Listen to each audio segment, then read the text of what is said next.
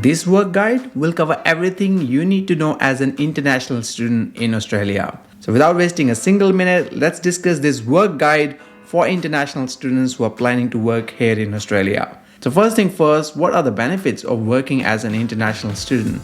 So there are a few reasons why you should consider working as an international student in Australia. Number one is high wages. Australia has one of the highest wages in the world. When it comes to the hourly wage rate, it ranks in the top countries of the world. The second main reason is the unemployment rate. So Australia has one of the lowest unemployment rates in the world. At the moment, after pandemic, it is sitting at around 3.4% only. The next main reason is the strong economy. Australian economy is very strong and it usually ranks in the top 20 countries in the world in regards to their economy. And last but not the least is the work flexibility available for international students. So most of the students who come here on a student visas are allowed to work while they still study. So these are some of the reasons why international students love to work here in Australia. Now let's move to the next part, which is about the requirements to work in Australia. What do you actually need? So the first and the most important thing is a valid work visa. Luckily, your student visa includes work rights. So if you are on a student visa, you are usually allowed to work certain amount of hours each week or each fortnight. So second thing you'll need is either TFN or ABN. If you're going to work as an employee in Australia, you need TFN, tax file number. If you're going to work as a contractor or starting your own business, you need an ABN, Australian business number. Then you need a bank account. Most of the employers will pay your salary or wages directly in your bank account, so you need that. Then you'll also need a superannuation account. Superannuation is like your retirement fund that your employer pays you on top of your salary. You can't access this money until you retire or leave the country permanently. But you get this superannuation on top of your wages or salaries. And to apply for jobs in Australia, you will need a resume and a cover letter as well. A resume is a CV that you need when you're applying for the job. A cover letter goes along with that CV for any job application here in Australia. And you need to make sure that both of these documents are Australian style. And you need to make sure that both your resume and a cover letter is following Australian style. If you need a template of resume and cover letter, we got that in the description below. You can download a free copy from there. The next thing is about your work rights and responsibilities. So let's talk about your responsibilities first. As an international student who is on student visa, you are entitled to work, but you have a responsibility to meet that you must abide by your visa conditions as outlined in your visa. Usually that is restriction on your work hours, which is 40 hours per fortnight work limit while your study is in session, and unlimited work hours while you have holidays from your studies. If you are a student of Masters by Research or a PhD degree, then you can work unlimited hours. Luckily, at the time of shooting this video, we have unlimited work right for international students here in Australia. Most likely it's going to change back to those work restrictions as I mentioned earlier, but at the moment there are unlimited work hours for international students. Now when it comes to rights, international students have same work rights as anyone else working in Australia. So some of the basic rights you have is that you should get a minimum wage rate as outlined by the government, and you need to get a pay slip within 1 day of getting paid. Now if you want to know more about your work right as an international student, we highly suggest you to look up on Fairwork Australia website. There are plenty of useful resources for international students over there as well, so we'll put the link of that in the description for you. The next thing is the minimum wage in Australia. So every year on 1st of July, Fairwork Australia sets out the minimum wage for the year. And for this year, the minimum wage is $21.38. Just be mindful that each year on 1st of July, this number changes. So when you're watching this video, maybe this number is not relevant anymore. Now in regards to the minimum wage as well, how much money you can earn as an international student in Australia? The money you will earn will depend upon the hours you work each week.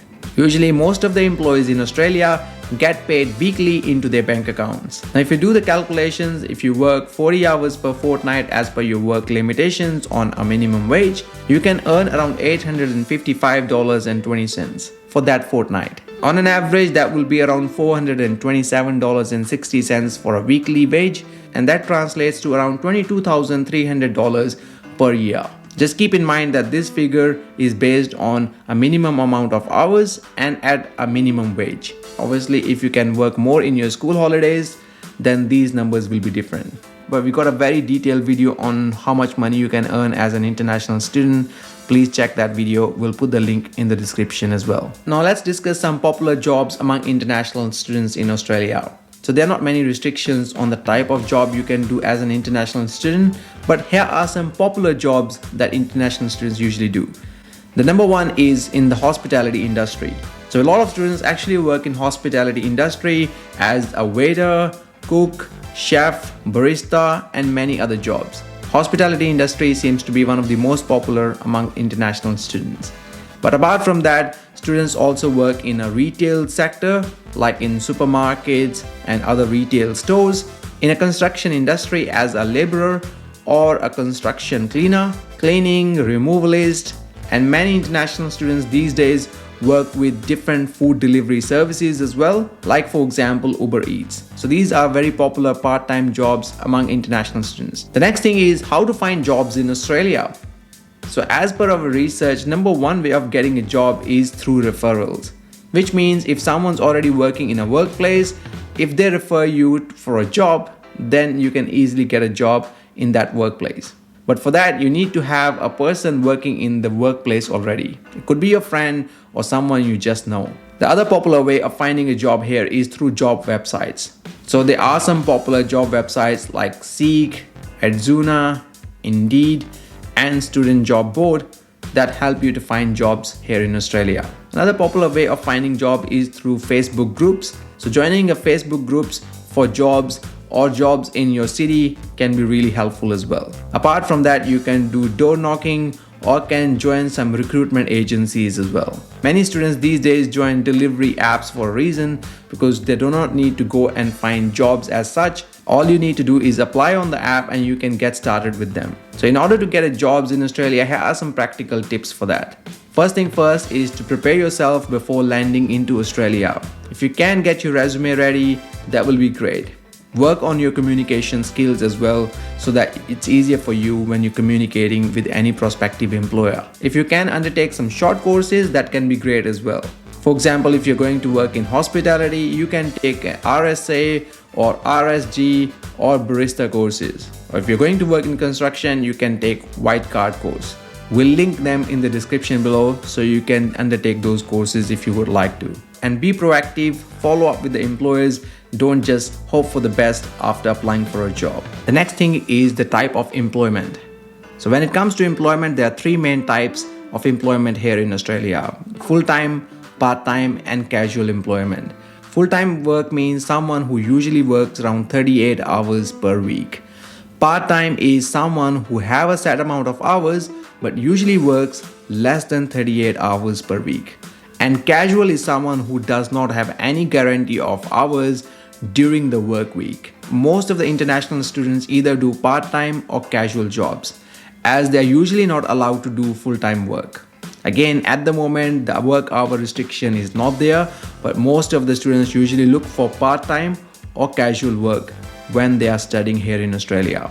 Important thing to note is casual employees usually get paid higher than part-time employees just because they do not have a guaranteed work hours.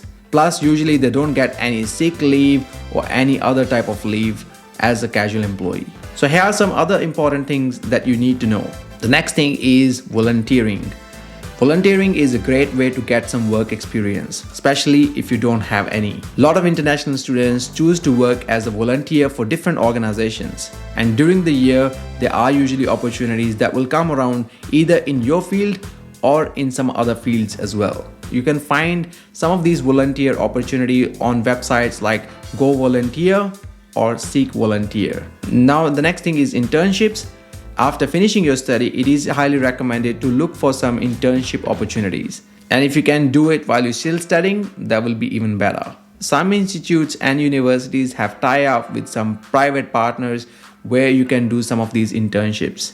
When it comes to payments, internships are a bit tricky. Sometimes they can be paid and sometimes they are unpaid. So we highly recommend you to read a section on Fairwork Australia's website about internships here in Australia in regards to your payments. Now, next thing is about post-study work opportunities. So after finishing your degree, you can look for applying for a temporary graduate visa that allows you to stay in Australia for 2 to 4 years depending upon your qualification and the location where you did your qualification. It is a great way to enhance your work opportunities and can possibly lead to permanent migration as well.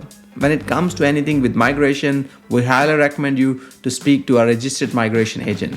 But international students, after finishing their degrees, can usually apply for post-study work visas in Australia. If at any time you feel getting exploited at work, then we highly recommend you to speak to Fairwork Australia. They're here to help workers here in Australia regardless of their visa status. So don't hesitate to reach out to them if you need any help. Now, we have covered a ton of information regarding work for international students in this video, and we got a detailed guide on our website as well, which we have recently created covering all the details about working in Australia for international students. So make sure to bookmark that page as we will be updating that page regularly.